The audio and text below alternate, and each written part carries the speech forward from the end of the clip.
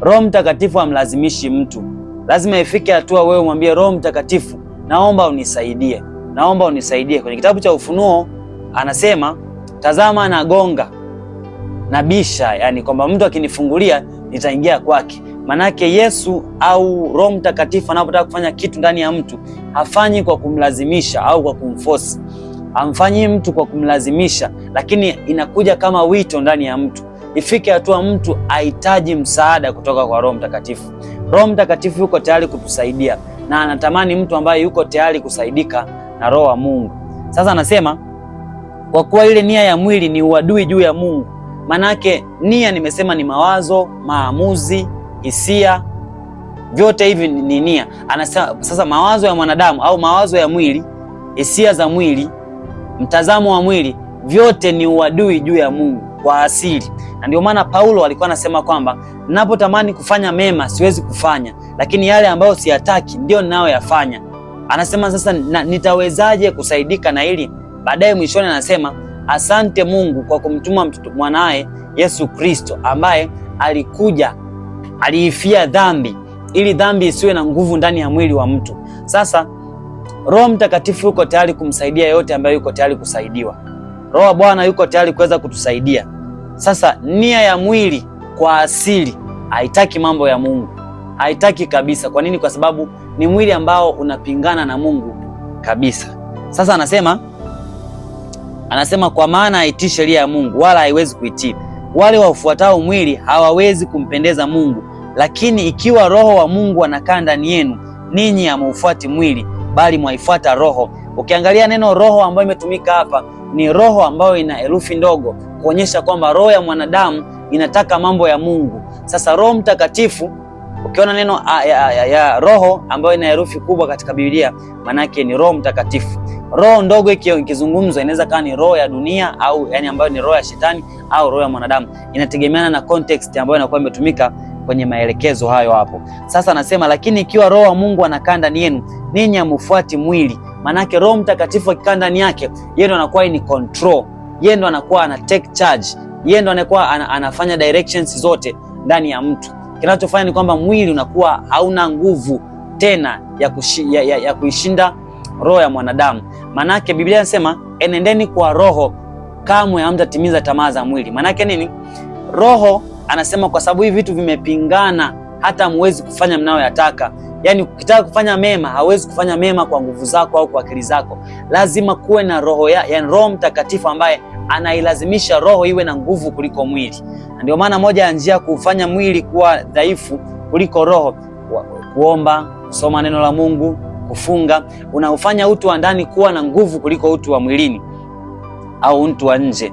Anasema enendeni kwa Roho katika kitabu cha Wagalatia sura ya 5. Enendeni kwa Roho, kamwe hamtatimiza tamaa za mwili. Kwa nini? Kwa sababu anasema roho na mwili vimeshindana, hata hamwezi kufanya mnayoyataka.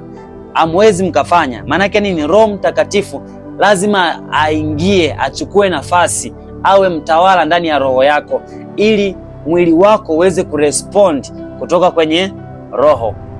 Bila shaka tunaelewana katika eneo hilo hapo. Sasa anasema lakini mtu awaye yote asipokuwa na roho wa Kristo, huyo si wake. Mtu ambaye anakuwa hana roho wa Kristo, huyo si wa Kristo. Mstari wa 10 anasema na Kristo akiwa ndani yenu, mwili wenu umekufa kwa sababu ya dhambi. Anasema Kristo akiwa ndani, akishakuwa ndani ya mwili wa mtu, mwili wake ule wa asili, ile sinful nature, mortal bodies, ambayo nazungumza kwamba anamaanisha ule mwili ambao una tamaa za asili, unakuwa umekufa. Kufa haimaanishi kwamba unakuwa haupumui, lakini unakuwa hauna nguvu ya kumpeleka mtu katika maovu. Kwa nini? Kwa sababu roho yake inakuwa ina nguvu zaidi. Maanake Kristo akikaa ndani ya mtu, utu wake wa ndani unakuwa na nguvu kuliko utu wa nje. Kwa mwili unakuwa una respond kile kitu ambacho kinatoka ndani ya mtu. Sasa anasema bali roho yenu ihai kwa sababu ya haki. Maanake roho kwa sababu yenyewe inajua haki itakuwa iko hai, na mwili ukishamaliza kazi yake unazikwa.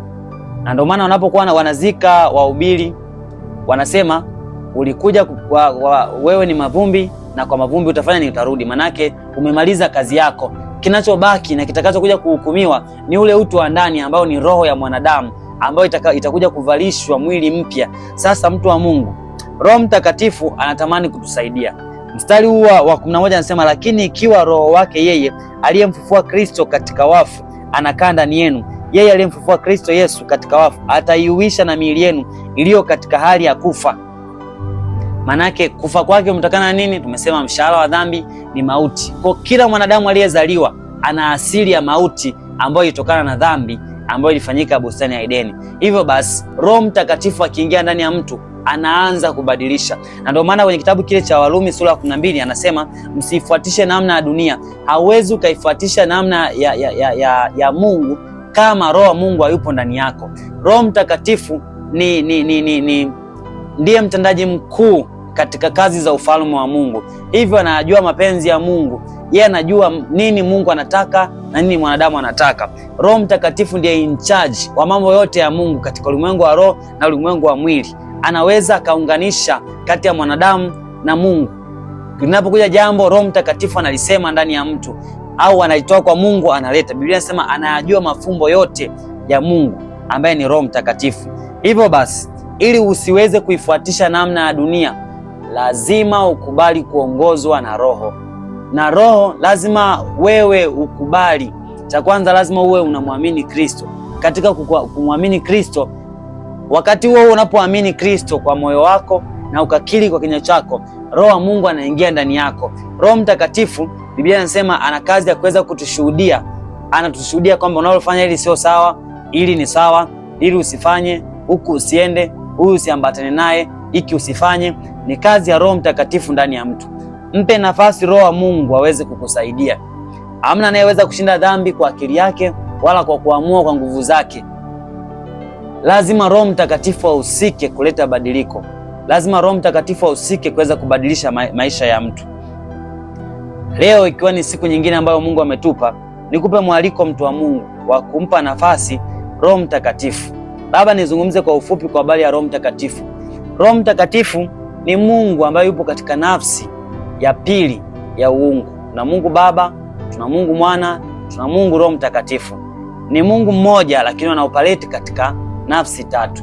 Roho Mtakatifu ni Mungu ambaye anaelewa mambo ya mbinguni yakoje, anaelewa mambo ya duniani yakoje. Anajua kabisa mwanadamu ana changamoto. Hivyo basi lazima mimi nihusike. Ukitaka kujua Yesu ni Mungu katika mwanadamu, ni Mungu ambaye alivaa mwili katika wanadamu. Pamoja na uungu wake wote, akasema mwili roho iradhi lakini mwili ni dhaifu. Manake alikuja kuonja kidogo maisha ya mwili, changamoto zake yakoje. Pamoja na changamoto zote, lakini unaanza kugundua kwamba hata Yesu hakuweza kushinda pasipo Roho Mtakatifu. Hatua ya kutungwa mimba tu, Roho Mtakatifu alihusika. Biblia inasema Roho wa Mungu, anasema nguvu za Mungu zitakufunika. Malaika alikuwa anamwambia Mariamu kwamba nguvu za Mungu zitakufunika kama kivuli, nayo utapata mimba kwa uweza wa Roho Mtakatifu. Manake hata kutokea kwa Yesu katika hali ya wanadamu, Roho Mtakatifu alihusika. Lakini pia Yesu amemaliza kuomba siku 40. Biblia inasema akapelekwa na Roho Mtakatifu ili ajaribiwe. Manake Roho Mtakatifu anahusika katika maisha yote ya mwanadamu. Kama Yesu ni Mungu, alihitaji msaada wa Roho Mtakatifu.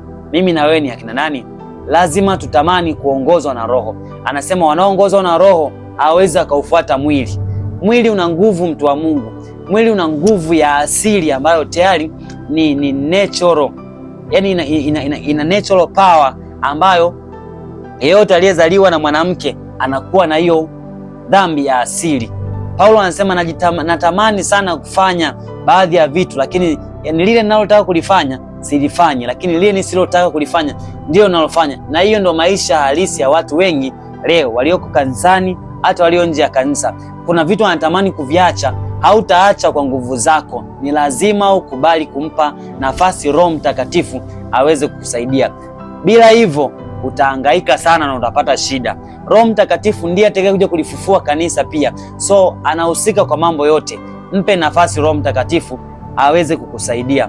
Roho Mtakatifu ni Mungu, anatusaidia. Lakini pia Yesu alipokuwa anaondoka akawaambia wanafunzi wake, anasema msitoke mahali hapa mpaka atakapokuja Roho Mtakatifu. anasema mtapokea nguvu akisha kuajilia juu yenu Roho Mtakatifu. Sasa Yesu alijua kabisa kwamba ili muweze kuwa mashahidi lazima Roho wa Mungu ahusike. Ile neno nguvu, ukisoma Biblia ya Kiingereza inazungumzia kwamba dunamis power, kwa maana ya kwamba uwezo, ufanisi pamoja na mamlaka. Ile neno you shall receive the power when the Holy Spirit comes upon you, manake Roho Mtakatifu atakapokuja katika maisha yako atakuja na nguvu ambayo inaitwa dunamis, ambayo dunamis ndani yake tunazungumzia uwezo.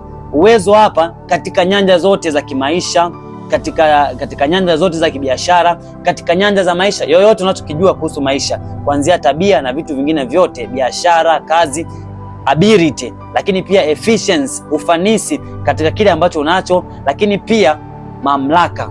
Tuna mamlaka kwa nini? Kwa sababu tunaye Roho Mtakatifu ambaye anaweza kutusaidia.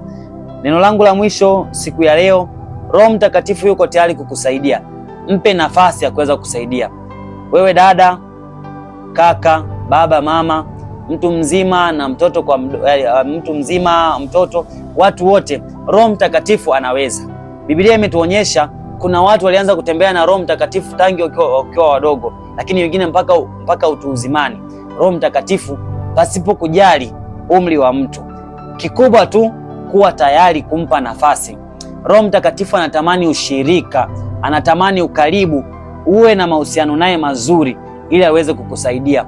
Roho Mtakatifu anajua mafumbo ya Mungu. Roho Mtakatifu anajua mambo yote. Hivyo basi lazima tumpe nafasi Roho Mtakatifu. Nitamaliza kwa kuomba na nitakukaribisha pia kwa ajili ya kipindi siku nyingine, lakini kabla sijaomba nikukumbushe tena usiache subscribe, usiache ku turn on notification, kushare pamoja na kulike, lakini pia kucomment. Roho Mtakatifu ana nafasi ya kugeuza maisha ya mtu. Usifuate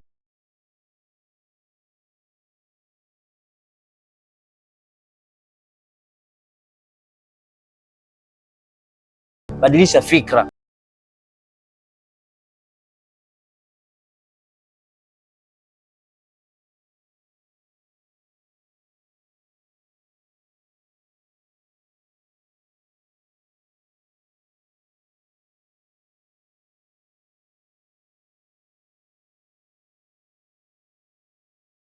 Amen.